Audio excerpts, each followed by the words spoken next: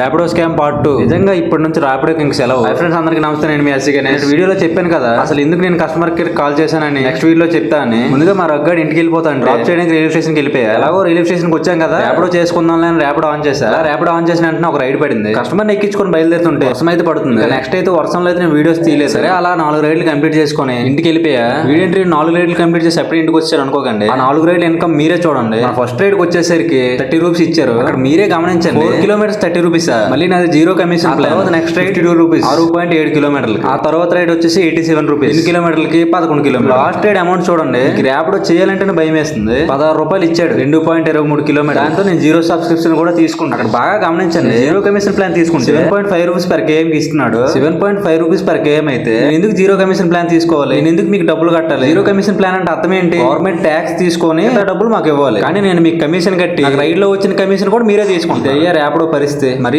ఇంత దారుణంగా తింటామన్నా ర్యాపిడో అన్న. మరి కెప్టెన్స్ నీ కంటికి ఎలా కనిపిస్తున్నారు? ఇంకో విషయం ఏంటంటే, చాలా మంది నాకు డిఎం చేశారు, అలానే కామెంట్ కూడా చేశారు, వైజాగ్ లో ర్యాపిడో పరిస్థితి ఏంటని. ఈ ర్యాపిడో పరిస్థితి చేసి ర్యాపిడో నమ్మి మీరు వైజాగ్ రాకండి. ఇన్ఫర్మేషన్ నచ్చితే లైక్ చేసి సబ్స్క్రైబ్ చేసుకోండి. ఉంటా మరి, బాయ్ బాయ్.